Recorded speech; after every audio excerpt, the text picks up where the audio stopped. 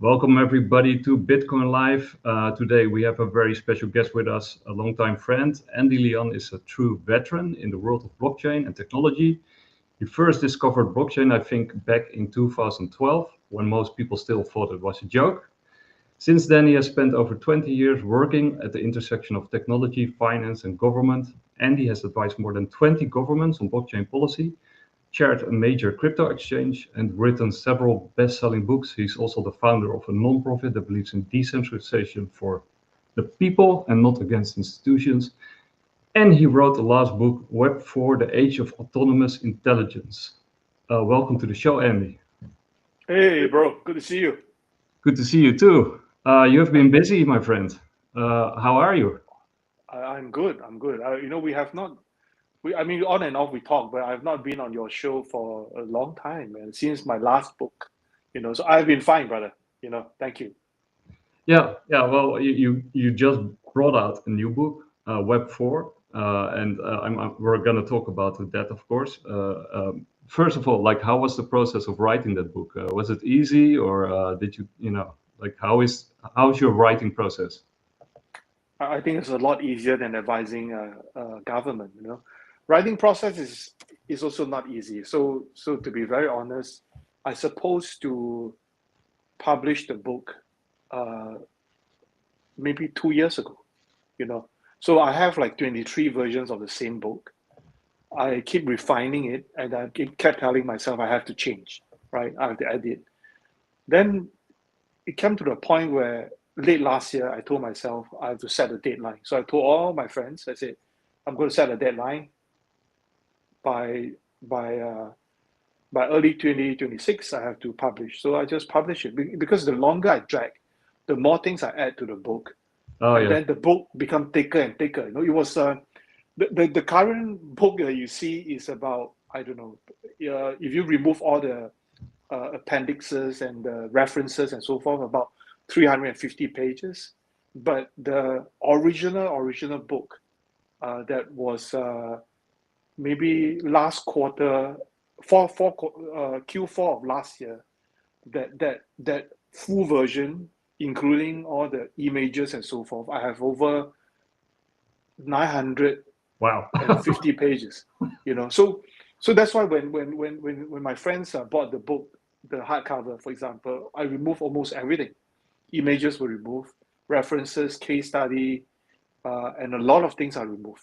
Right? If I were to add all those things in, I couldn't sell the hardcover at $16 because It would be Amazon, like this kind of book. precisely, and Amazon would say that, hey, this book is going to cost people $40. I was like, oh, no way, man. So I reduce it, and in fact, I have 23 versions. So I have versions. I give you an example, bro. I have versions that are literally like an expose, right? Because I'm not happy with how Web3 is like, right? Yeah. So there are versions where I say that this project, is not Web3 because this is the things that they have done. How they fundraise. Why it makes everything so dirty. Then I was telling myself, oh shit. Then I become like a paparazzi, or maybe like some expose guy who's here to just gain eyeball, right? So from that version, I slowly shifted myself to a more academic version, which you see right now, and that was also leading to the PhD that I was preparing, right? So it's already completed. I have not submitted the thesis yet because I have not found a proper school or professor to do that.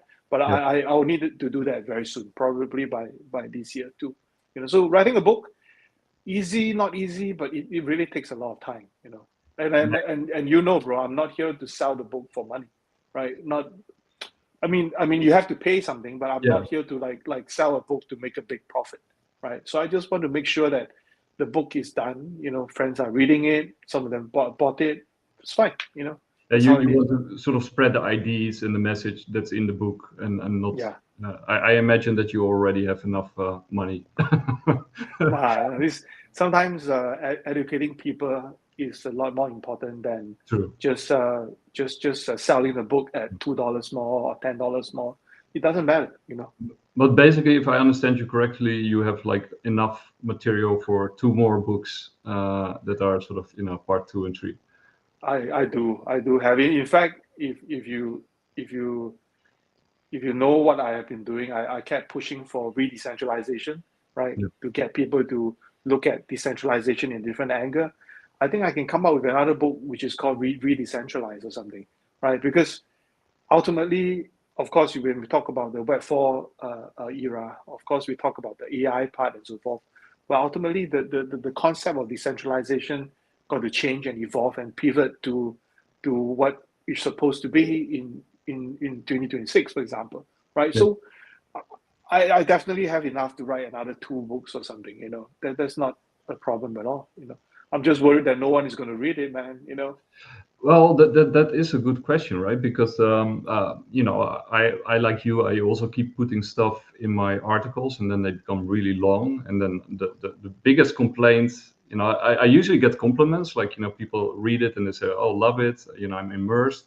But the biggest complaint is like it's too long and I don't have enough time. I can't It read is it. true. Yeah, It is true. Nowadays, when everything is all about fast food, right? yeah, So no one is going to read the article. I write my articles almost every day, and then religiously I do it whenever I see something that is not correct.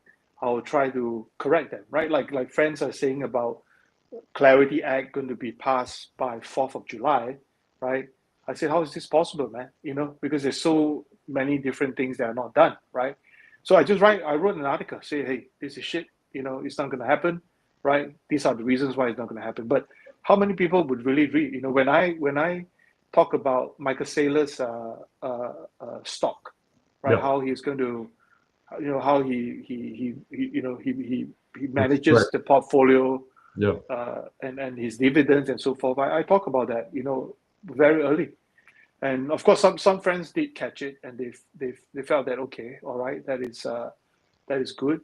But I love to get more people to read about it, comment about it, and then from there, from there we kind of you know share knowledge together, right? Yeah. So Yeah. that is very missing. I'll also link your sort of your articles underneath the video so that people can sort of start exploring it. I've read actually a couple of them, but like other people, I also have not much time, and so I do try to read as much as I can or watch as much as I can. But there's so much stuff out there, and everything is completely saturated, as you mentioned. True. It's if my tabs are like I got like 50 or 80 tabs open of stuff that I still have to read or watch or watch partly. And I think you probably know better than I do, but I think AI produces now more content than the entirety of the human race produced every couple of months or a month, something like that. Yeah, but there's a all these AI articles or AI content, I'm not against those, right? True. But you need to present a finding, right? At the end of the article, you need to get something from it, Yeah. right? So honestly, most of the guys who are just sharing, they don't give. There's no takeaway message, right? It's just another AI rubbish, right? Yeah. But if all of us who are using AI has a very very clear direction what we want, then the content will be a lot better, right? They will be Yeah. like talking like you, but AI, smoothen the job and make it faster, right? But these are different, man. Most people just treat it like the absolute truth, but it's Yeah. far from that, man. It does make the writing process a lot easier and faster, right? I mean, the articles that I produce would have taken like 3 to 4 months to put together if I did it like all by myself. And with AI, you can do it in 2 or sometimes even in 1 week if you depending on the article. So it's True. like really, yeah, really amazing tool. So let's sort of dive into your book a little bit. You said in your book, AI is like the brain and blockchain is like the trust layer. So how do you imagine the combination making crypto and the internet easier and more useful for regular people who aren't technical experts? That there's no need to be technical expert for that, right? So the key concept around AI being the brain and blockchain being the spine is very clear cut, right? Because AI has all the brain computing power, right? They could compute a lot faster than any human being, right? And the blockchain itself will become like a securing layer, right? It connects everything together, and then it set as a connecting layer, a security layer for all these AI agents, right? So it's pretty no brainer to be very very candid about it, you know. So and this concept is nothing new, right? Yeah. I talk about Web4 since 2021. I made a keynote speech in 2023, I think, and I kept believing that, you know, AI is the way to go, because if you look at the current structure, AI is actually the future, right? You can't say that, oh, AI is bad or something, right? It's here to stay. Crypto, many people also say crypto is bad, but right now you understand that crypto is also here to stay, right? So both of them combined together will make a perfect marriage, you know, for a new web era, right? I'm not going to go through what Web 1 is, Web 2 is, and Web 3 is, but at the very least, in the Web 3 environment, I think that the Web3 environment is very centralized, right? If we believe in DeFi, decentralized finance, as the future, then we cannot tell ourselves that, oh, if the blockchain is centralized, it's okay, or not decentralized, it's okay, right? Because ultimately our selling point is we are decentralized, right? So in order for us to be truly decentralized, I think AI got to step in, because the consensus mechanism, you know, behind what Web3 has right now, you know, how the governance is done, how the people comes in, how the grid kicks in, we need to reduce all those things. So AI will become that brain to reduce all the greed and all the unnecessary problems that we see in Web3, right? Yeah, yeah, that makes a lot of sense. I think I can't really disagree with any of what you just said. But don't you also think that AI has a problem, right? Because at the moment AI is very much centralized in a couple of really big businesses, and they only seem to be getting bigger. So how do you think that we could decentralize AI itself? You look at the topic itself, it's called Web4, right? So if you see this from a Web3 native, you know, if that Web3 native agree with me that Web3 is not decentralized, let's make it more decentralized using AI. That's from a Web3 native perspective, right? Yeah, And okay, let's say we agree, right?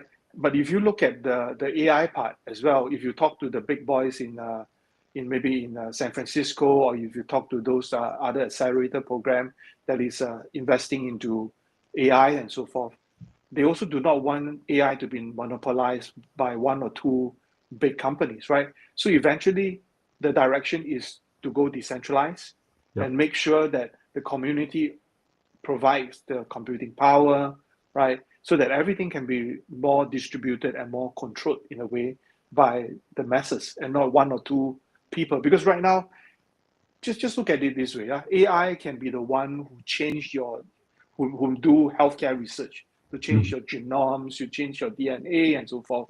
But the same AI can also be the one that creates maybe another COVID-19 virus, right? Because they can run really, really fast. So if this thing can be decentralized, things can be accountable for it. You understand where did that so-called bomb formula came up from, mhm. right? Then it can be more controlled, right? Instead of right now, if you talk to friends in US, they will say that, oh, AI needs to be KYC, you know, the Yeah, user got to be KYC, or maybe the outcome of the prompt should be accountable for it. But how do you do that, right? It goes back to the same thing. AI can be the one that is governing it, right? Blockchain can be the one accounting for all these things, and it become a win-win marriage, right, between AI, blockchain, cryptocurrency, right? So that's the whole thesis of what I'm trying to prove in the book for Web4. Same for my PhD thesis is still the same, that I want to make sure that decentralization can go to the next level that is more accepted by people, and at the same time without killing ourselves. That's the key thing, man. Yeah. Okay. So if I understand you correctly, you want to decentralize AI, and AI then will sort of police or make sure that nothing bad happens while it's being decentralized. Yeah, yeah, you can say that. Yeah, yeah, and blockchain plays a very big part, right? Because if Yeah. all our Nice. data is immutable, right? Everything is being recorded, so Yeah. each and every step can be accountable for, right? If you use it like a just a pure API call for all your AI, then eventually you will fall into a cycle where people might weaponize the AI, and you have no idea who did it, right? And then who is the government going to blame? You're going to blame Anthropic Yeah. for giving this enterprise the Meteor's accessibility.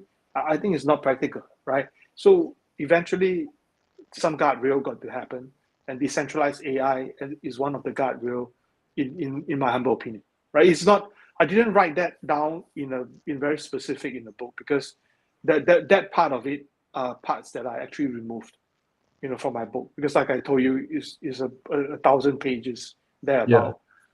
I have to remove the other half, but the other half is more AI centric, right? I see it from an AI angle, but what you see in the book right now is more from a Web3 angle, right? So I think it's a win-win situation.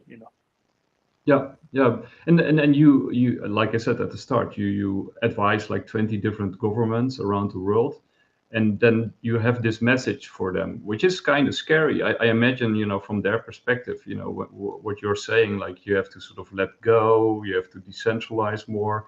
I mean, from a government perspective, that's sort of like the opposite of what they want to hear, right? I mean, how do you package that message, and what is their response? And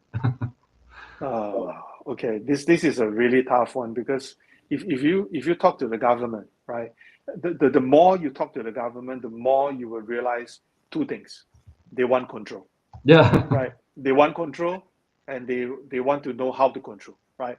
So my method when I talk to them is never about decentralization, right? Is to get them to the door to look at. In the very early days, I get them to look at blockchain, right? They will understand what is blockchain. It's just a technology. Let's push for it, right? We push for use cases, right? Then when cryptocurrency become a thing, right?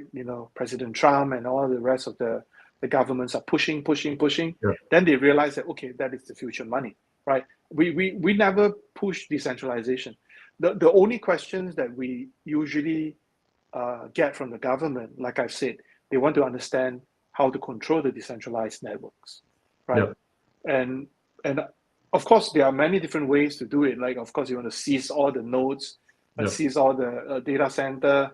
It's not very feasible, right? So the only thing that we usually push them through, and also link them up with some of these vendor. I don't want to mention names. They are big names. That is that they go through the oracles, right? Or they go through the wallet tracking, just to track everything, right? So I think it's a very fair, it's a super fair process, right? Yeah. Because they want to understand how to track all the wallets that is within your geographic region, and then from then, if there is any new on off RAM, for your fiat, then you can track that. If you want to tax, you tax that, right?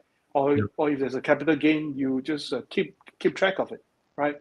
So we usually only give them advice from this point of view, right? Yeah. The more exciting government, where they really want to control certain networks within their country, whether maybe they are in Asia, or they are in APAC, then they have to find their own ways to do it, right?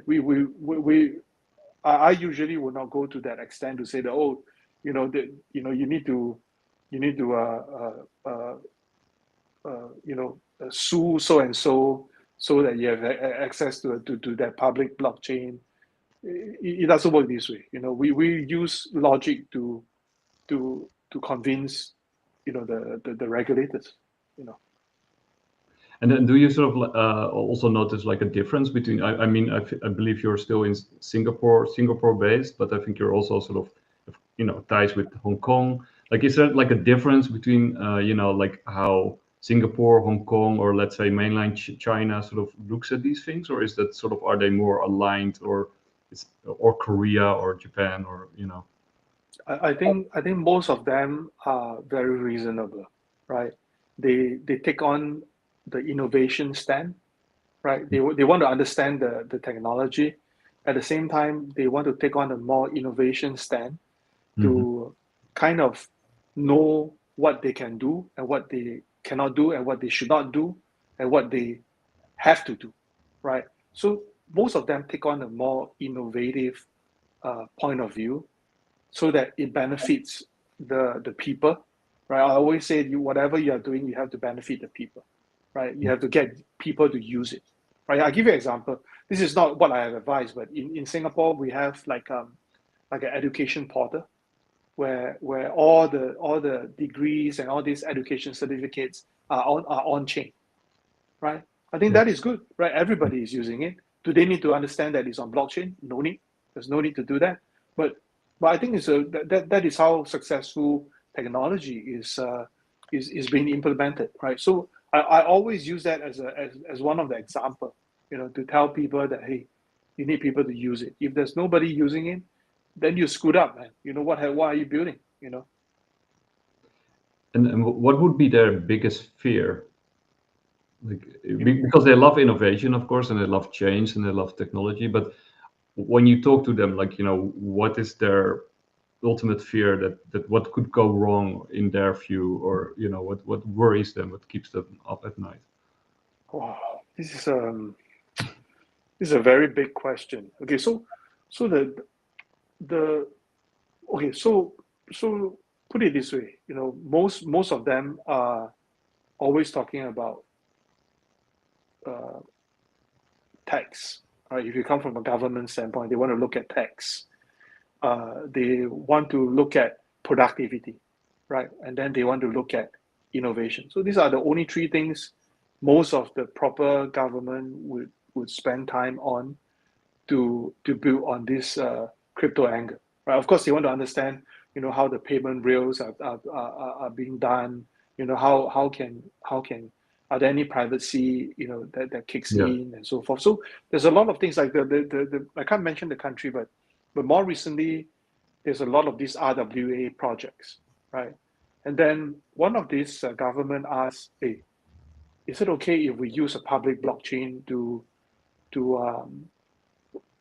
tokenize all the asset using a public blockchain, right? Example, Ethereum or maybe a Solana, and then run with it, right? So everything will be on chain, and everything is public. I told them, why do you need to be public, right? There is no need to be public, right? Because when they talk to when they do their research on the ground, all the crypto native guys are telling them that, hey, your stock exchange should go on a public blockchain. Yeah. They have to do public blockchain because this is what it is, da da da. But my advice to them is it's never possible to be on a public blockchain because everything is public. You can get front run, right? You can have all your NEV attacks and so forth.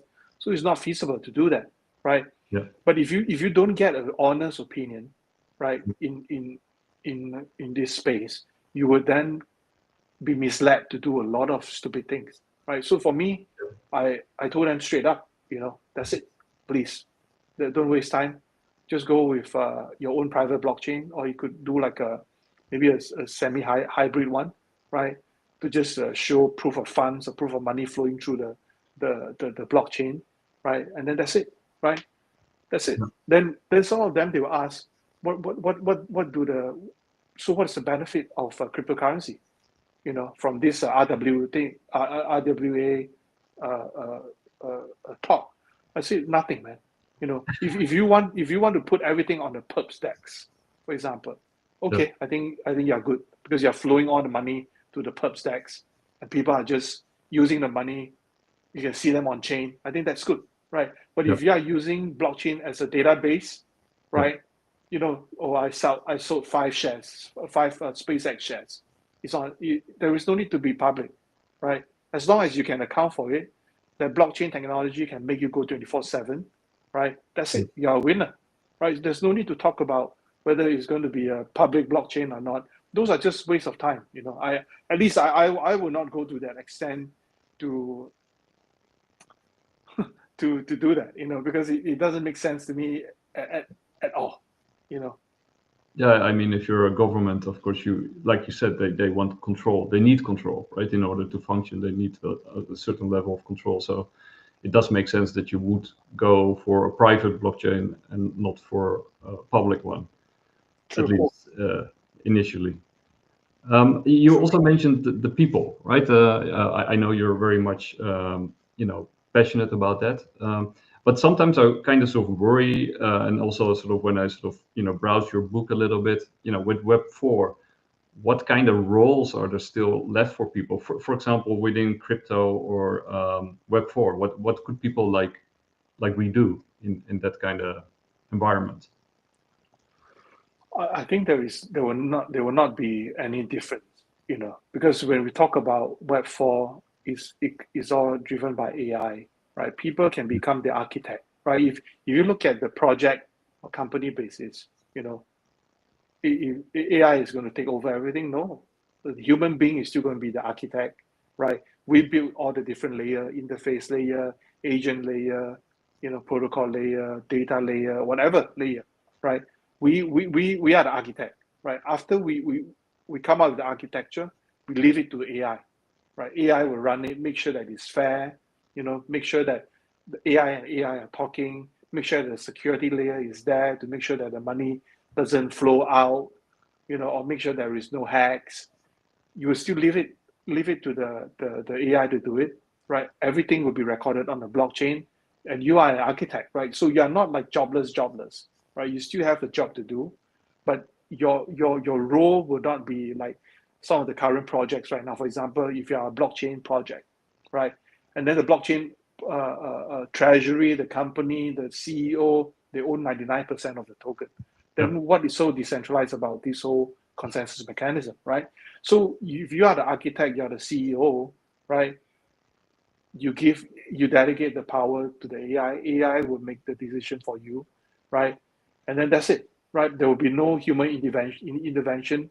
Like right now is a 99% human intervention, right? Yeah. If your money didn't go through, you call the CEO. CEO can stop your transaction, right? I don't want to see those, right? Because then that is really not decentralized at all, right? So if we go through a mechanism and go through a proposal and walk into the real DAO situation, like ideally how DAO should be, then I think it's going to be a win-win, right? DAO need the AI element as well to make sure that the consensus mechanism is taken care of, right? If the consensus mechanism is not taken care of, no matter what we do, it's still not going to be decentralized, right? So AI will take over that role, and AI would then be that big brain behind, the whole process. But then it's going to be a win-win situation for all of us. Yeah, the nervous system that regulates the body, so to speak. Yeah, you're right, bro. So what kind of skill sets would you advise people within the current Web3/future Web4 space to acquire? Like, what is the most important things that we start doing and learning and apply ourselves? I think we need to understand how AI works. If you want to be the architect, you need to understand how to prompt, right? You need to understand how to ask questions. The problem with most of the AI user right now, if you look at their article or if you look at the things that they have written, it's just like no brain. There's like soul. There's no soul to it, right? But if you want to really get into the AI space, whether you're just purely AI or you're talking about fully automation, in a Web4 environment where it's all decentralized, you need to understand how to prompt, right? Ask the question, right? If you're still wrong, ask more questions. Ask until you're happy with the outcome. Then this is the result that you want. And that is productivity. Productivity doesn't mean you produce 100 articles a day, right? Because AI can do that. Productivity means that you produce 100 articles, okay, why not reduce it, produce 20 articles a day, but all fully quality, right? When I say quality is you ask questions, right? You keep asking, right? Until you get the output that you want. And that should be the case, right? So I strongly suggest, the young ones or people who are in the space right now, to understand how AI reasoning model is like, right? If you look at the US frontier model, what do they do best, right? And then how about the Chinese open source model? What can they do best, right? Because for me, I always think that AI, if AI is smart enough, AI will come out with their own currency, right? They might not use cryptocurrency, right? I'm also with the school of thought that AI should be free, right? Because ultimately there will be a model where the enterprise are paying, the people are feeding the data, right? Of course, privacy and all those things got to be removed, but we are feeding the data, right? And that kind of model can only happen in places that are pushing the open source model. For example, the frontier models in China, for example. I think that would be a very good model, because ultimately you can't stop AI, right? You can only change the working model, right? If you go with all the US frontier model, there are a lot of restrictions, right? One day the government can call the AI company to say you got to shut down, right? Because you allow Like they corporates did to with have Anthropic. correct. I don't want to mention the name, but yes, just like what they did, right? I think it's not fair, right? But if you do it in an open source manner, no one is going to stop you, right? Who's going to stop you? You can run this locally. You can do it with different model. No one is going to stop you, right? So in order for us to do well, we need to understand and use AI prompt, talk to AI, understand how they function, and produce the results that we want, right? Even if you want to do automation, right? Automate trading, automate social media, automate research, you have to give them the right prompt. If you don't give them the right prompt, the rubbish is going to come out, So, yeah. I know, of course, that Asia is in many ways way ahead with AI, and especially the adoption and application of AI in society. And I think there's also sort of like a cultural difference in how they look at this technology, right? I think in Asia they're way more positive and they embrace it more, and in Europe and in the Western countries they're more apprehensive. They're more scared of what could go wrong. And how do you see this sort of cultural difference between Asia and the West, like how they approach AI and how they look at it? I personally will think that what you have observed is not wrong, it's not wrong. But I think the perception got to change, right? So if I talk to friends in US, for example, many of them have not tried the frontier models, the like maybe we are talking about Faber 5, for example, right? The latest one. They have not tried it. You know why? Because it's expensive, right? If you talk to US friends, they think that it's expensive, right? If you ask them to use the Chinese model, in which I think in about maybe 1 month's time, they will come out with their own Mythos version, or maybe a Faber 5 DeepSeek version, right? But you tell them to use the Chinese model, they'll think that the Chinese is spying on them. So it's just strange, right? And then they still want to use it, but they know that it's expensive. So most of them, they will turn out not using it at all. Same for friends in Europe, almost the same situation, right? But they kept telling me about, the privacy, the data, US is going to take my data. China is definitely going to take my data. I'm not going to use it. We need to be, don't know what's PDPA or something compliant, privacy compliant. I was like, shit, man, then you have nothing to use, right? What is so important in your prompt that you think that is valuable for people to steal, right? I don't know. What is the weather today? How to cook a piece of chicken? The most they will understand that on Monday, 2 o'clock, you think about cooking chicken. That's it. right? What else can they do to you, right? So I think ultimately it's not so much about whether you are in a country or you are in this country, that country. It's all about the mindset, right? If you want to use it, just use it, right? If you think that the cost is too expensive, get a cheaper model, right? Or get the Chinese model. The Chinese model can be free, right? Yeah. I think people got to change the mindset. It's not about whether it's Asia or Europe or US. If you want to use it, there's always a way to do it, right? You just ask yourself, are you willing to do it? Most of them are not. Yeah, I saw, for example, I think in China they actually sort of promote or encourage entrepreneurialism underneath under their population, and sort of giving them access to really high level AI so that they can sort of start a business, like one person business, sort of like from nowhere. I saw some True. really cool stuff with drones and other stuff that they're building, housewives, using AI. And it's like a totally different sort of situation than in Western countries where, like you said, either they can't afford it or they are very scared of using it. And it seems that Asia is sort of having a lift off. Do you think the West can still sort of compete? I guess. Oh, I think right now, if you talk about from a company perspective and fundraising perspective, the the the West is leading. No. Yeah. The Chinese model and so forth is they are nothing near, right? So they are definitely winning from a money perspective. But I think the core thing for most of us, including myself, is that I believe in decentralization. I believe in open source, right? Yeah. So if you look at open source, or you're looking at a longer horizon, right? Assumingly that AI is going to be really common thing, right? It would be really really a big production tool, Yeah. productivity tool.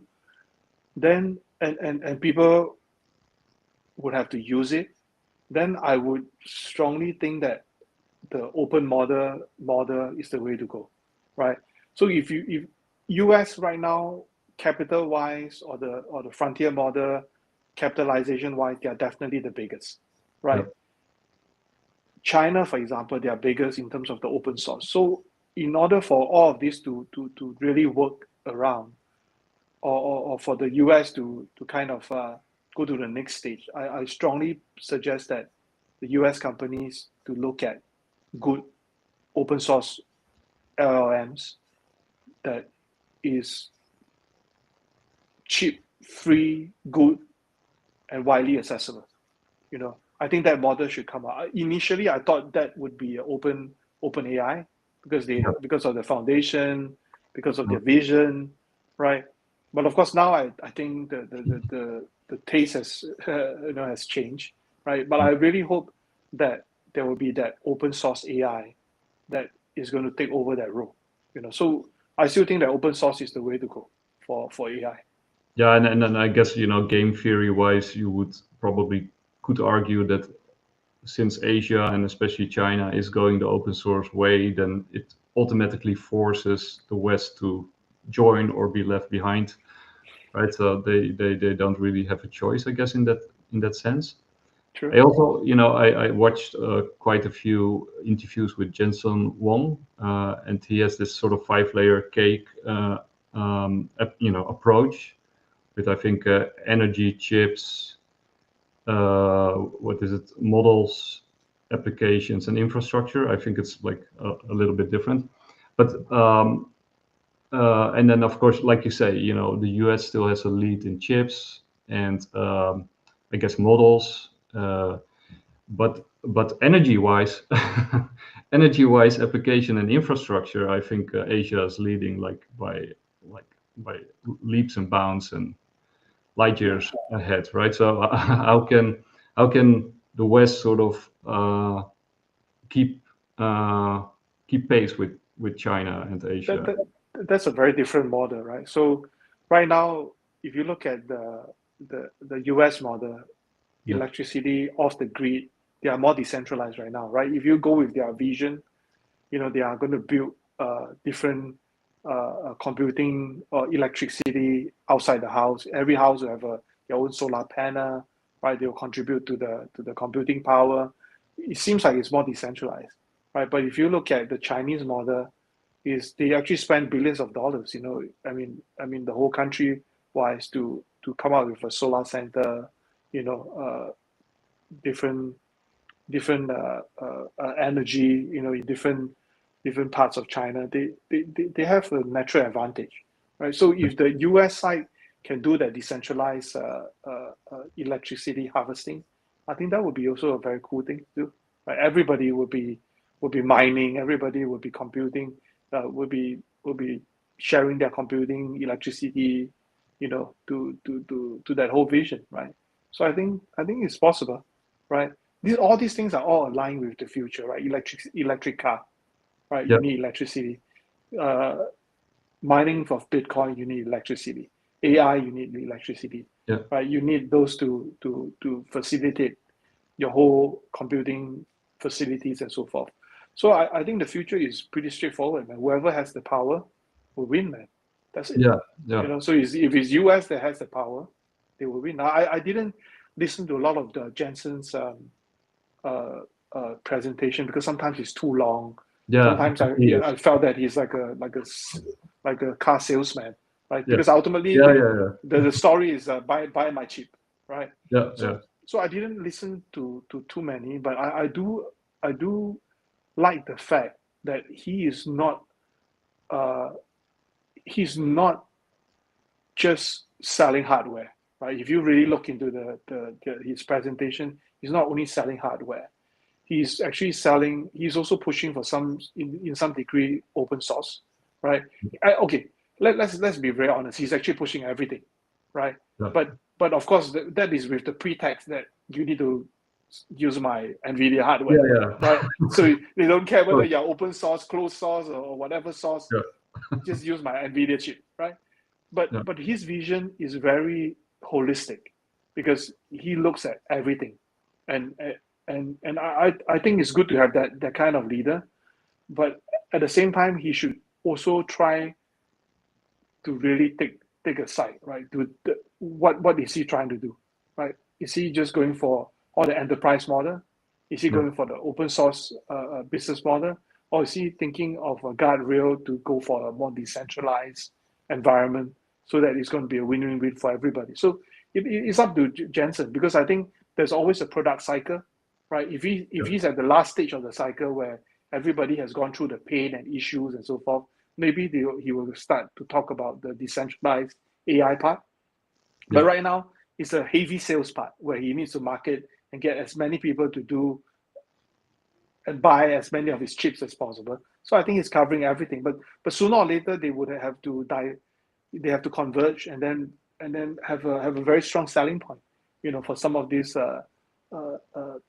concepts that we talk about here, Yeah, and then that what you just mentioned is of course something that they all have in common, right? Also Sam Altman and even Anthropic, they always speak to their own book, but they're all with Anthropic they always mention like we have to focus on ethics and all that kind of stuff, but basically they're saying you have to use Anthropic, right? So that they all have this sort of sales angle to the product that they promote. And we just mentioned like energy and some people view what's going on with the Middle East at the moment like from that specific angle and this sort of AI race that's going on. Is that also how you see what's going on? Like how do Asia or Asian people sort of look at the mess in the Middle East right now? Like what is there? I think most of us want the energy price to go down, right? Oil price to go down. That's it. When the oil price could come down, right, and then together with the stimulus check coming in, the economy can then go back to a more gradual upward trend. Right. So I think the energy crisis or the oil price is actually one of the very key factor to to what we are seeing right now. If that is not controlled, the inflation will go sky high. Yeah, yeah. So that got to be done, and that is not only affecting US or it's not a war in the Middle East, but it affects everybody, right? Until the point where we go full electric, say God bless you, you can keep all the oil. We have to sort that out, man. US got to sort that out. So I also saw some podcasts about serious oil analysts who predict, like, if they don't fix this by the end of June, oil might actually hit like $200 a barrel, like they initially predicted like months ago. So let's say they don't fix this by the end of June. Like, where do you see inflation going? Let's say in Europe, or in Asia, countries like the Philippines, or even China, right? I think if I'm not mistaken, they got like 20% of their energy base is still oil based, and of course they get a lot of from Russia, and it's not all from the Middle East. But even if it's like 10%, it's like a huge chunk that disappears as energy demand grows and not ceases, right? So where do you see sort of inflation sort of by the end of the year if they don't fix this? I think there are too many factors to look at this, right? So if the oil price continue to spike, you drive the overall CPI data higher, right? And then the core inflation, including food, energy, and will just go sky high, right? So if you have noticed how the price of oil is right now, I think everybody is trying to control as much as possible, right, to make it still somewhat affordable, right? So I think the effort is obvious. They want to control and make sure that it's okay, right? So I don't really think that they would prolong this energy crisis for too long. They have to stop it. I'm not sure about the war and what is the US role in this whole mess. But somehow rather, like I said, just now, they got to sort this out, right? Whether they're going to stop the war, whether they come up with a different program, to move ahead with the oil crisis, because everybody will suffer if the war continue, if the oil continue to be high. Everything is high, so they have to stop it, bro. If not, we'll just be lose situation. No, I totally agree. And but the strategic petroleum reserves are sort of draining. We're sort of at the end of the rope. Do you think, like, if they don't do it, it will lead to famine? It would double prices in food stores by the end of the year. Is that what you, or do you think it's even worse or less extreme? I think it's a bit less extreme, right? I just felt that you will not go into like a famine or there's like a huge super crisis. You will hit the inflation first. Money, you have to pay more money to buy your staples. That's it, But how long can this reserve go? I'm not sure. Different countries have different reserves, right? So, like I said, it has to be sorted out ASAP. It's going to be win-win for everybody. Win-win for US as well, because as long as this is still going on, war is still going on, they are still trying to meddle with things, the crisis will still continue, right? So same thing, man. I'm not sure, but I have friends in the private groups. We were talking about this probably like last month, and then right now, this month nobody's talking about oil and so forth. We're all excited about SpaceX. But last month we said that at most they will just have this problem until maybe October, November. That's it. Then the midterms kick in, things got to change. So so it should be around this time frame, to be honest. Well, let's hope so. Because that would be pretty bad if it doesn't. And you just mentioned SpaceX. So SpaceX is, of course, Elon Musk's baby, and some people think that SpaceX is highly overvalued, based on, different kind of metrics. When you look at it, it does make sense. But other people say, like, it's actually undervalued and it could go much higher, right? Because SpaceX is so much more than just what it appears to be. It's also very closely connected to AI, and it has all these different elements to it. And of course, Elon Musk is a box full of surprises, right? So how do you see the IPO of SpaceX, and do you think it's either undervalued or overvalued? I think undervalue, overvalue, you have to look at the time frame as well, right? Yeah. Because when people say that it's undervalued, what time frame are we talking about? Yeah. Are you talking about now, right? I think if you're talking about now, I think it's definitely, I think maybe a bit overvalued, right?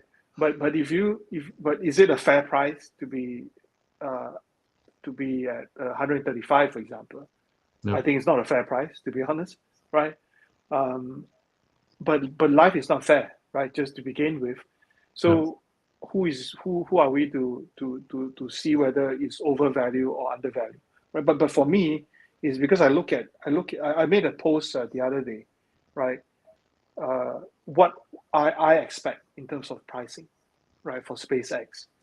So the stage one that I wrote, within day 1 to 3, the price movement is about 135 to about 165, 175. Yeah. Right, 3 days. So I think that will be next week, Monday, Tuesday. I think that should be the price target that we should be looking at. And then when you go to stage 2, which is to about 2 to 3 weeks down the road, I think you will still grind upwards, maybe about 180 to about 190, thereabout. This is based on the amount that is kind of circulating right now. Yeah. Right.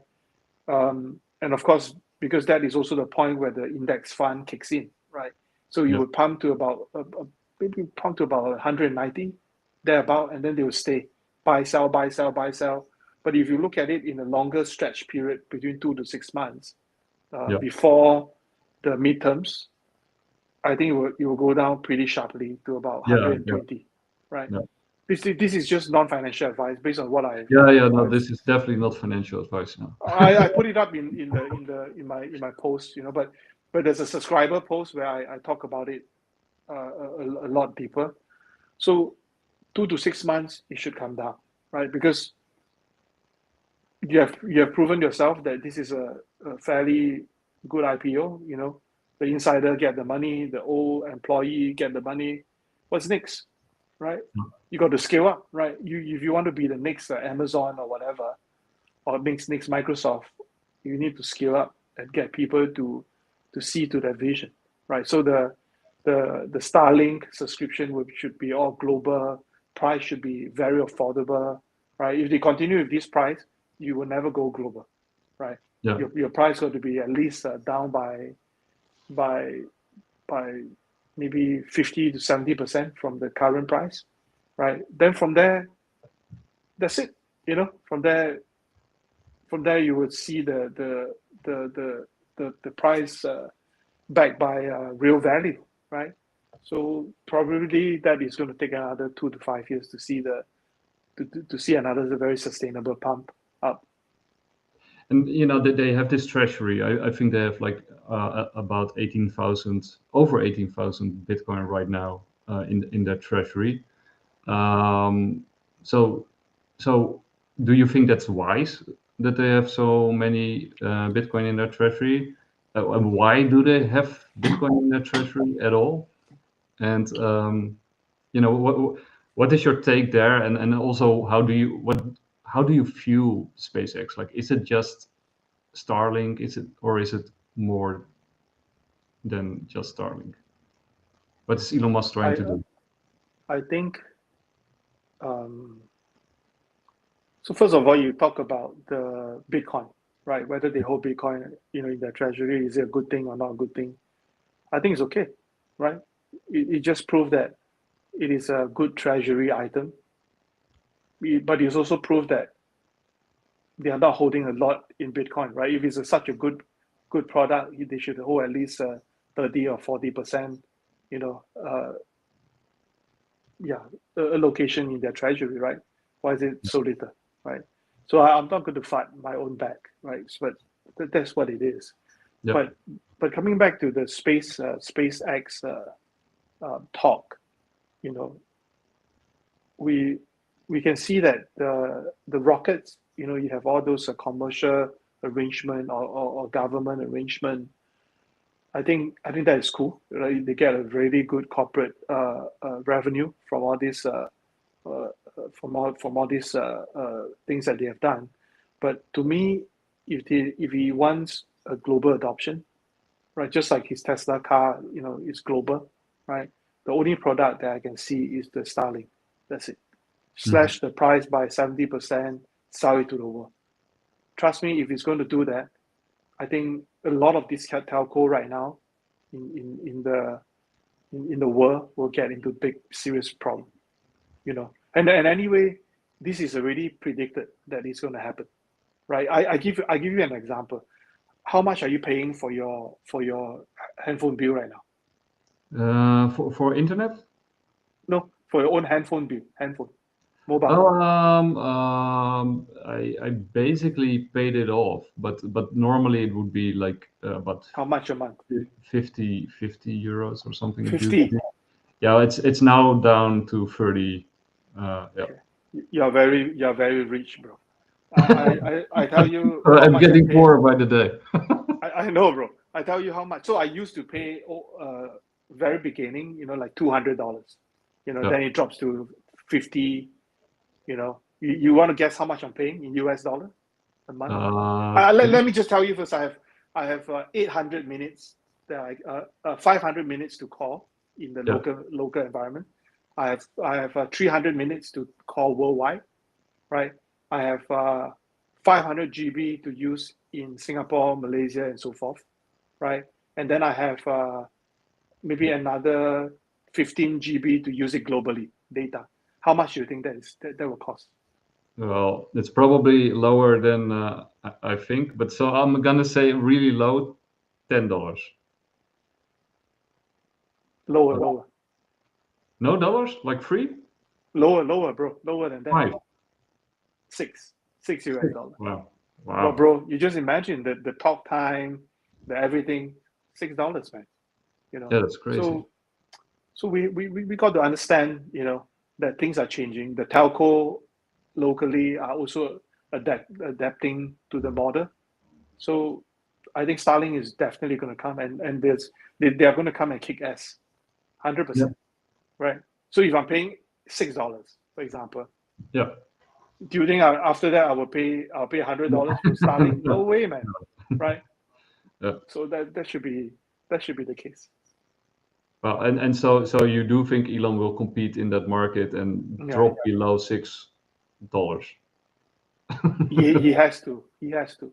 Or He has to. or will he do like different areas paying different prices?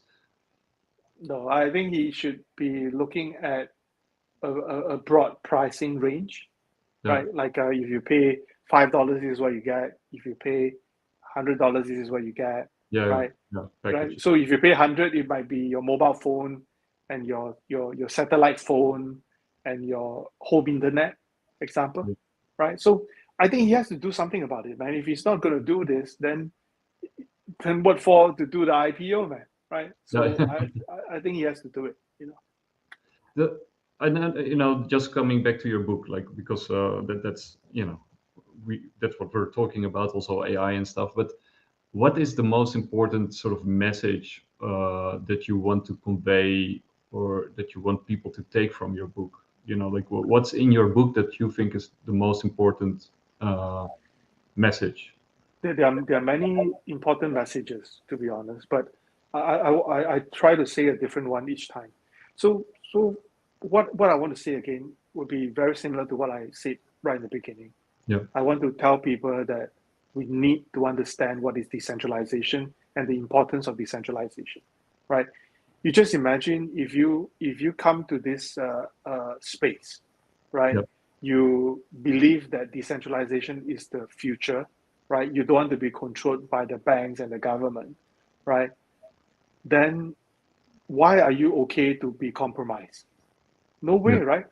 And that is our only selling point, right? If we are we are not decentralized. What is our selling point, right? It's just like all my friends that I always laugh at them. They say, "Hey, after US dollar, I hate the US government," but then they are pushing stablecoin. Yeah. I was like, oh, what are you talking about, bro? If you are pushing for stablecoin pegged to US dollar, you're literally pushing for US dollar, man. So, so we need to walk the talk, right? So number one, decentralization got to come in a stronger manner, right? We need to remember we are here to build a DeFi era, right? Second point that I want to say is AI is definitely the future, right? So these two should stick together and come up with the best working model so that your agents that you're using is secured using the blockchain technology, Yeah. right? And then the money that the AI agent is managing, like your portfolio and so forth, is all well recorded, right? You will not disappear, right? So everything should be recorded on chain, and everything should be done in the most transparent manner, right? So it's going to be a super big ecosystem where we could really look into full automation, right? And the last thing that I want to say, apart from the decentralization AI, is when these two things come together, the real automation begins, right? Everything will be automated, whether it's your healthcare, whether it's your banking, whether it's your investment portfolio, whether it's your job, everything is automated, you know. So embrace it, right? And I really want to embrace that full automation. Right now I think it's about semi-automated, right? Because I will not trust the AI fully because of Yeah. how it is functioning right now. But sooner or Yeah. later, the model will change, right? And the full automation is going to come. So, what would such a society look like in your view? Like, let's say 5 years out, 5 to 10 years out. People will have more time.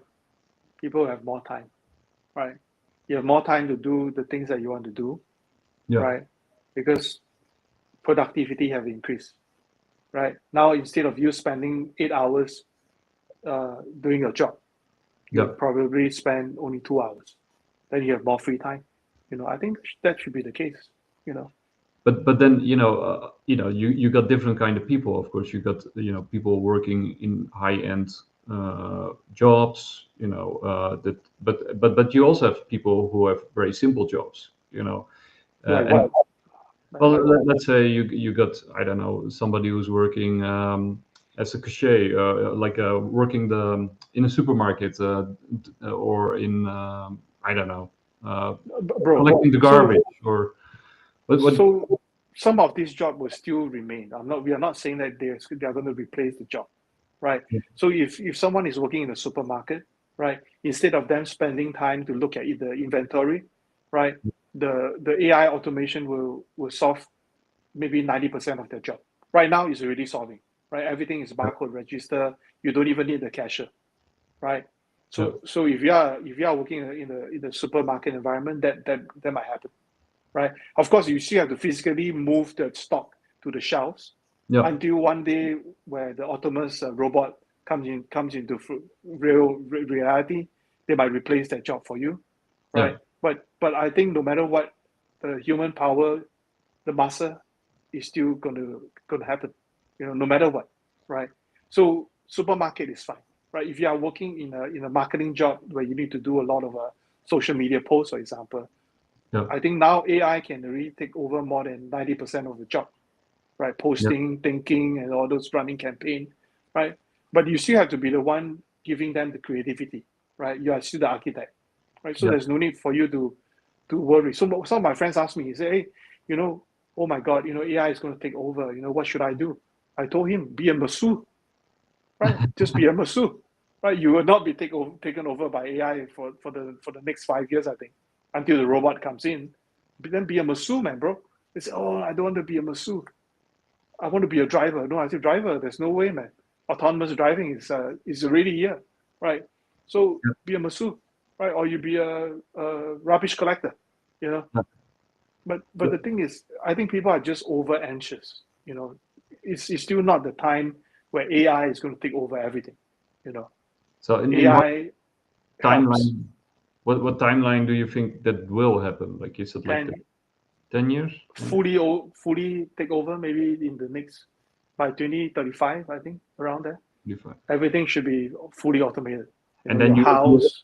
You mean also robots? I actually saw this. Yeah, robots too. Yeah. Robots too. That's why I said 2035 things will be very mature by then. That's my own vision, because right now if you talk about just pure AI, productivity increase, right? Yeah. But if you by the time if you have the robotics that goes to the next level, you just give them another 5 years, for example, things can be more mature. So 2035 is a probable okay timeline, I think, for things to happen. And then you introduce UBI, or how do you see sort of these societies? I mean, sort of, do governments ask you about this stuff? Like, No, most government are not into this UBI thing, So I've not been asked that question. But I think ultimately, if the AI model is using our data to run and facilitate everything, so probably they will give you a return on a month-to-month basis, right? So is that a UBI? I don't think so, right? It also depends on how hardworking you are to feed the data, right? So the more you feed, the more money you get. So it's not a very UBI-like, right? So, but that equilibrium, that whole balance of work is done. AI, what they are doing, got to happen within the next few years. Definitely. When you look at the trigger point will come when you see almost everywhere in the world, autonomous driving is taking over. Yeah. That will be the time that you get worried, or you get to panic, say, oh shit, things are changing, right? Everything's automated. A lot of drivers are jobless right now, right? Yeah. But this is a thing that will definitely happen. It's not something that we can stop.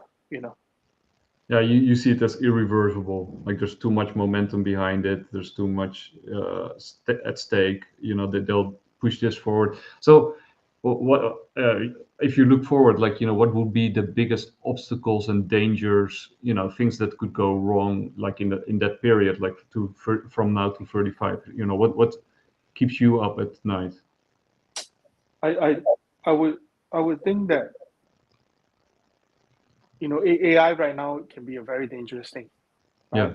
You talk about automation. Are you willing to give all your money to the AI to manage your portfolio, right? Because AI is also very naive, right? So just give you a very good example. All the data that AI is feeding can be manipulated as well, right? I can now put up a very big article through all the social media to say that SpaceX is going to crash. AI first thing will think that it's going to crash, right? And you will front run that narrative that it's going to crash, right? But this is all manipulated data, right? So until AI become less naive, more check and balance, more guardrail, AI is still going to be dangerous. But if you are using this as a productivity tool, I think that's okay, right? Because it increases your productivity, right? You do more, you produce more, right? But if you want to have that fully automated scenario like what I talk about, then it's just going to take some time, right? It's not so straightforward as in, oh, it's going to happen tomorrow, right? Data integrity got to be there, the protocol layer got to be there, the interface got to change. So there's a lot of things that you have to change. That is, again, go back to my Web4 book, the architecture that I talk about. All those things got to change. Once this is changed, the Web4 era is here. Full automation will happen. AI will take over. Blockchain will be the underlying layer to connect everything and secure everything, and the full automation will begin from there, right? So, like I said in the book, the internet is about to think for itself, right? They will think for itself, execute for itself, move things on its own, make proper decisions, for you financially, or even health-wise, everything, right? So you have to see that happen before we see more things kicking in. And you use metaphors like nervous system and brain. Do you actually view AI as an organism? And do you believe or subscribe to the idea of AGI and or superintelligence? Like, do you think those kind of things are possible, or do you? What's your take there? I think AGI is definitely possible, right? I would take it as I always mention AI as a living intelligence, right? I don't see them just as a computer code, right? If they start to think, if you can hallucinate, Yeah. means that you are already a different, you're already a different tool. Sorry, let me get the battery. I No think it's problem. going to, yeah. So if they can hallucinate, it can talk.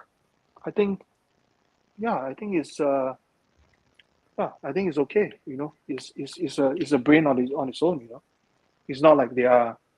It's not like they are like a dead computer code. And but there's also like a difference there, right? When you sort of look at what especially Asian countries are doing, they're focusing more on the application, the use case, more like the practical elements of AI and sort of integrating it in life to make life easier. And then, when you sort of look at what the US especially is doing with these frontier models, they're more looking at the cerebral thinking level of AI and what it can do. But then again, if you look at Asia, it looks like that the Asian people have less of an issue with AGI and ASI, uh, perhaps because of also their sort of religious and spiritual background in the way that they look at these things. While in the Western countries, even though they're sort of building this sort of super intelligence that they're aiming for, they're also extremely anxious and afraid of actually achieving and building it like Frankenstein. Maybe saying that is not correct, but I think a lot of Western folks have a lot of they live by this conspiracy theories, right? Yeah, They just want to speculate. If you go to some of the spaces, sometimes I just go and listen to them. I yeah, was like, whoa, shit! I thought just talking about conspiracy theories, right? It's not like, just like the example I gave you about the 4th of July Clarity Act thing, yeah, right? So yeah, I went to a space. I didn't talk. I just went in just quietly. My friend is hosting it, and then they were saying that, oh, I have an insider friend that is telling me that, I asked him the question. He's a very high up there, Clarity Act guy.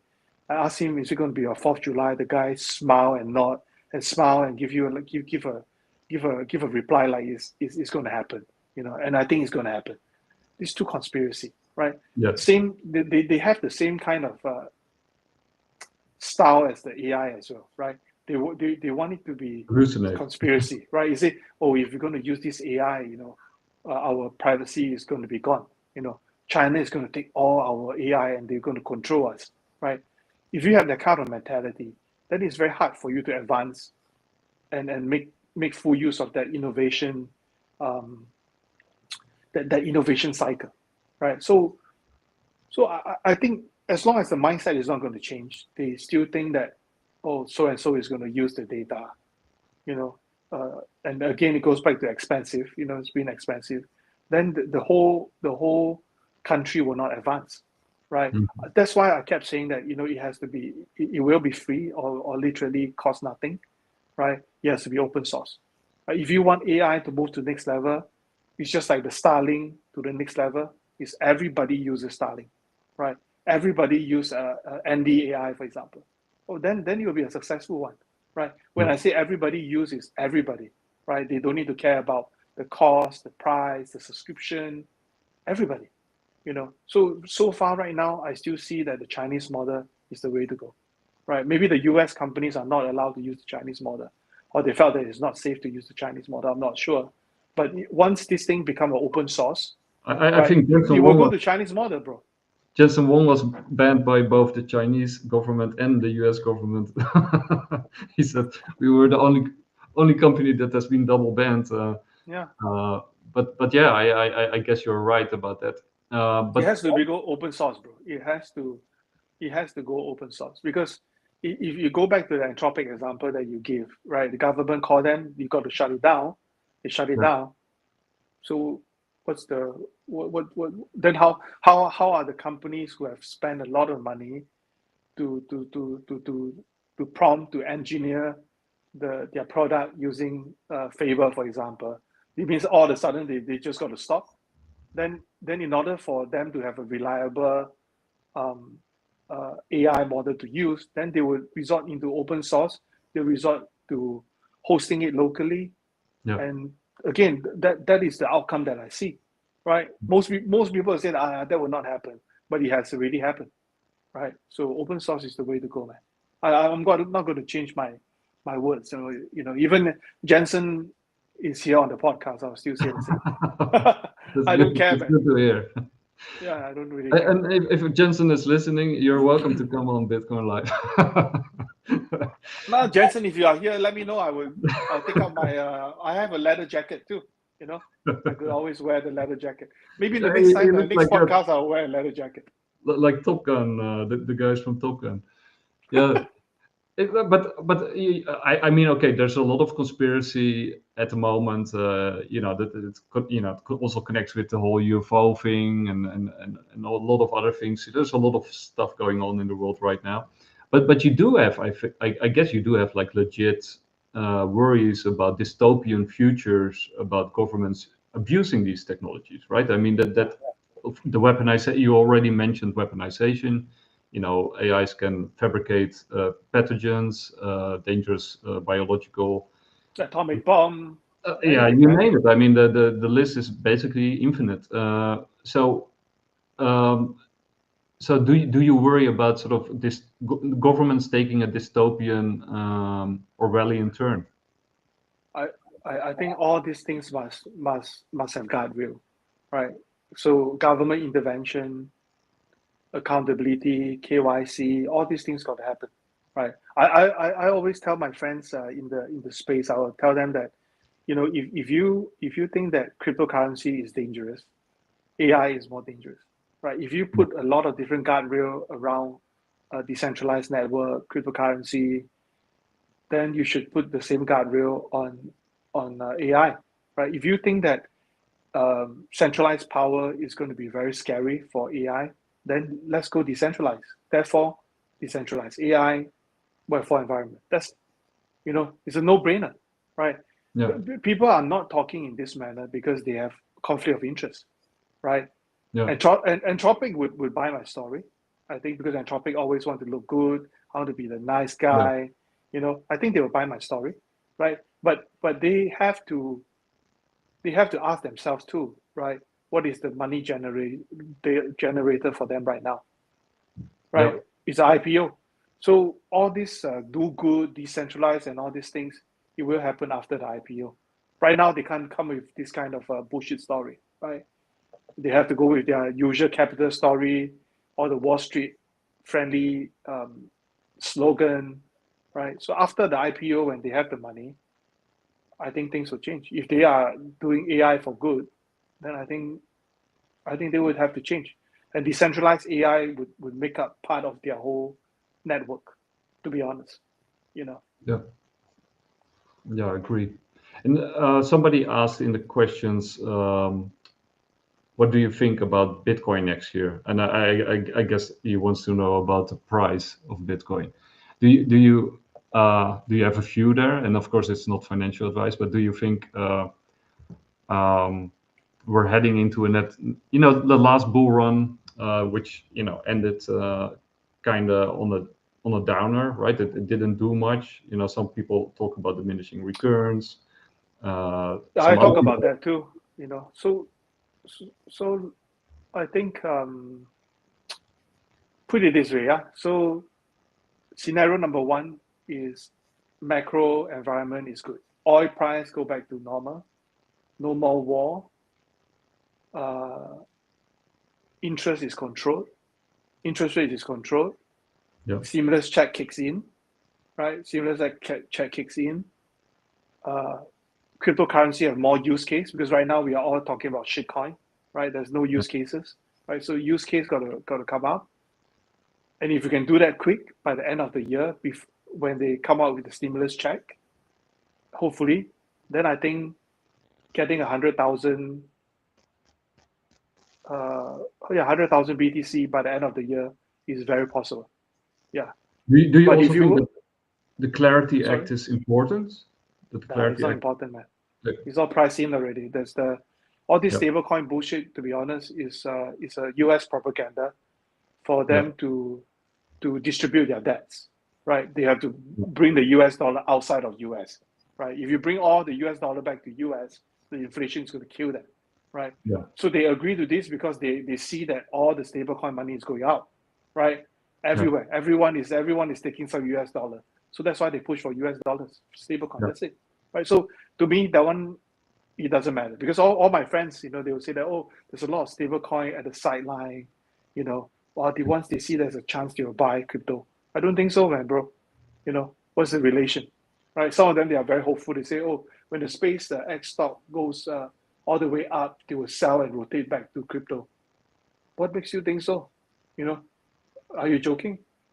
Why not they buy another AI stock, Anthropic, yeah, OpenAI? Why do they want to rotate back to crypto, right? yeah, So if the scenario that I've given, all the scenarios that I've given happen, I think shooting up 100K is not a problem, right? If there's a prolonged no action from the US government, right, which means that Kevin is just going to kill the interest rate, no steamy check, no nothing. yeah, I think the 44,000 Bitcoin will come yeah, early next year. It will come early next year. Maybe not that early, maybe end of Q1 or early Q2, it will happen to 44,000.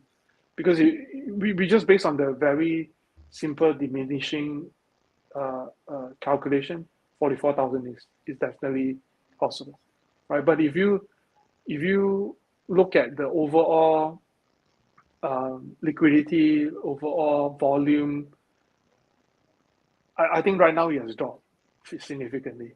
So as long as we don't drop, as long as there's no new money flowing in, the 100,000 theory will not happen, right? yeah, And most likely it will go to the 44,000, right? So yeah, all the items that I said must be aligned, happen.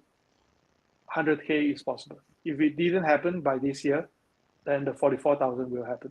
Right now, and you just need a very little money to pull the price back to 64K.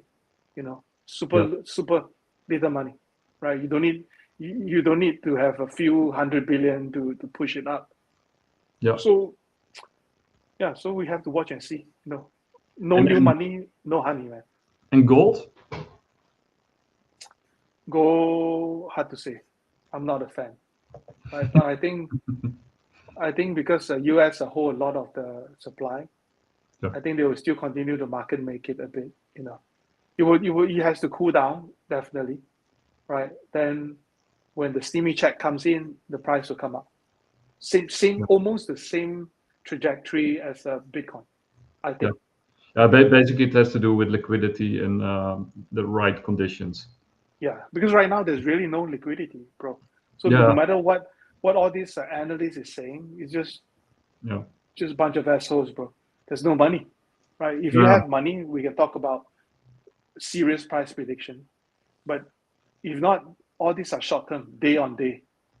Today I think it's going up. It's going up. Tomorrow, when I see the figure, it doesn't look good. It's just going down, right? yeah, Everything is very volatile right now.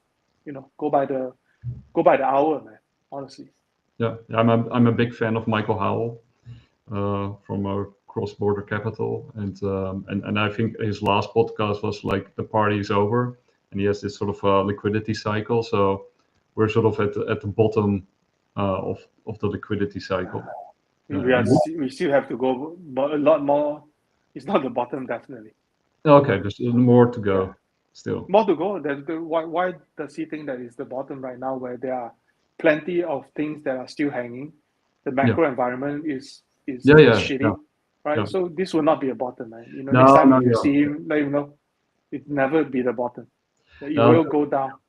no, that's also what he said. Like, at first the macro conditions have to improve in order for it to turn around. So yeah, Yeah. I got a final question, and then I'll let you go. Well, So the way that I view AI is that it's closely connected to space, right? I think we're sort of China's already on the backside of the moon. We just had this Artemis mission. I think you sort of need AI to go out into space in order to make it work. And of course we had the IPO of SpaceX, and of course that has to do more with satellites and Earth than with space per se. But Elon Musk himself, he is very much into space, right, and colonizing Mars.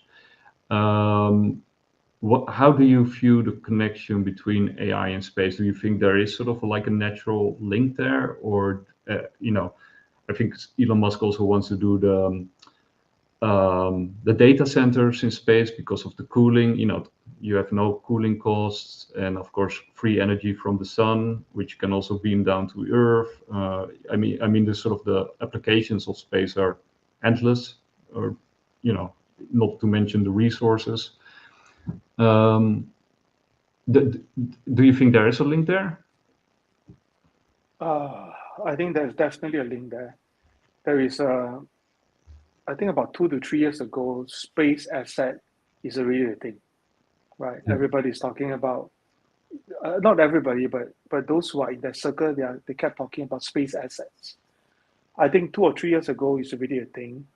Now, because SpaceX did the IPO and shared the grand vision, right, of the data center and the Starlink and everything, Yeah. it makes it even more feasible, right?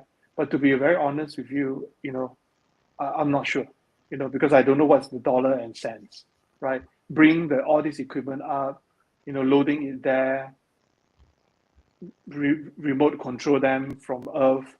I'm not sure how feasible that is and what is the cost.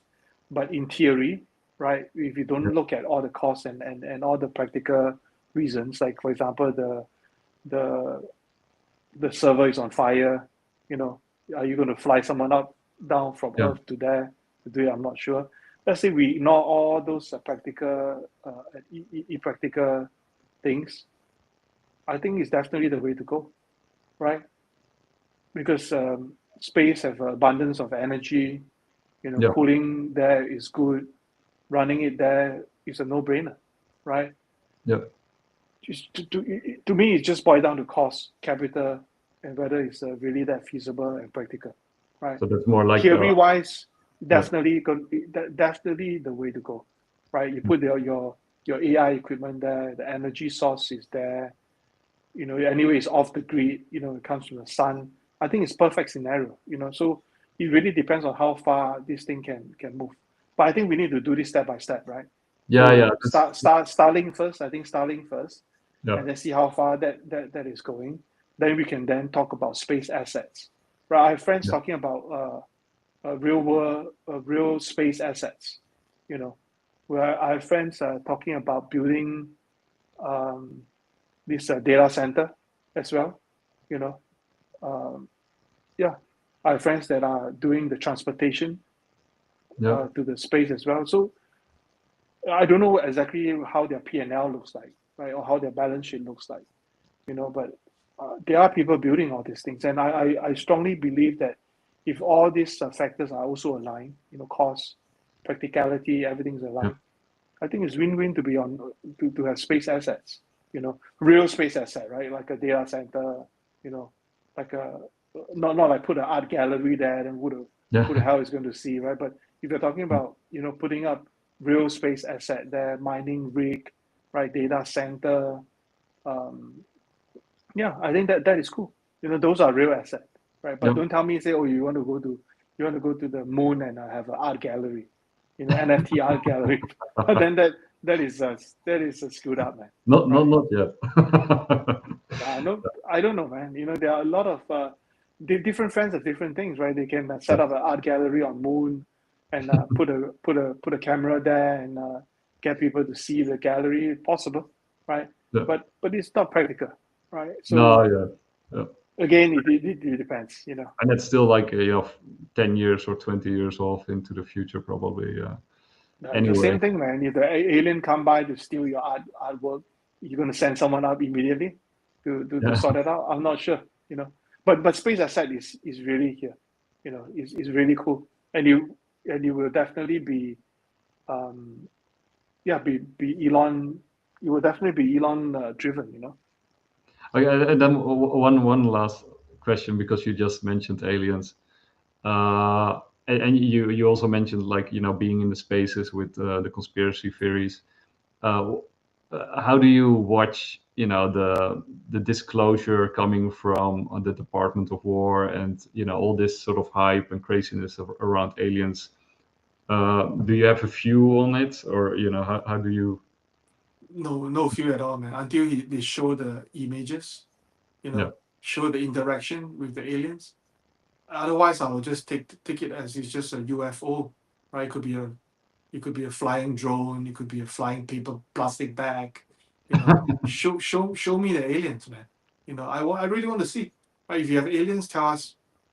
You know, if you manage to talk to them, where's the video? Right? If you manage to capture them, where's the video? Right? No video, just bullshit, man. To be honest, you know. Okay, so you don't buy into it. I'm not, I think there are other living beings in other planets or other ecosystem, but until we can see it, I will not believe it. Right? If the aliens are listening to the podcast, right, send me a message. You know, I'm very active on X. Right? Yeah. Yeah, and to me too, while you're at it. So, Andy, I want to thank you very much for being back on Bitcoin Live. It was too long ago, and yeah, I'll take a copy of your book, or see if I can read it. And I don't have a lot of time, but I'll try to get through. And Audiobook, bro. Audiobook. You know, yeah, do yeah, the yeah. audiobook. I'll put it on while I sleep, or before I fall asleep, I guess. Okay. When I'm in bed. Yeah, so No so problem, thank you bro. for being on the show and for doing this and giving your insights and information. And yeah, to everybody listening, go follow Andy, of course. I'll also put all the links down below in the YouTube video that we have. And yeah, I wish you a really nice day over there. I think it's on an evening. It's probably evening, right? Oh yeah. When we started, there's still lights. Now it's all dark, man. And do you have any last message before you want to go, or? No, nothing at all. But maybe just take a read at my book if you have not read it. You know, I think I hope to get more people to interact and share their thoughts. You know, on what Web4 is all about. Right? Yeah. Embrace the technology, bros. I'll pull it up one more time. Web4, The Age of Autonomous Intelligence. You can find it on Amazon. Bestseller right now. Still, it was a number one, ranked number one for new releases. I think I was ranked number 11 uh, at one point, but it's Wow. always fluctuating, man. Well, So- that's quite an achievement. And you actually also wrote a lot of other books, right? Yeah. Do you want to highlight some of those? Nah, no. No? Just Okay. read the Web4 one, bro. I like I said, the other books are a bit expensive, you know. But so buy the Web4 one if you really want. Just get the ebook. You know, it's good to read. You know, 500 over pages because that's how they formatted it. But actual fact, it's about 350, right? So just enjoy a read, bro.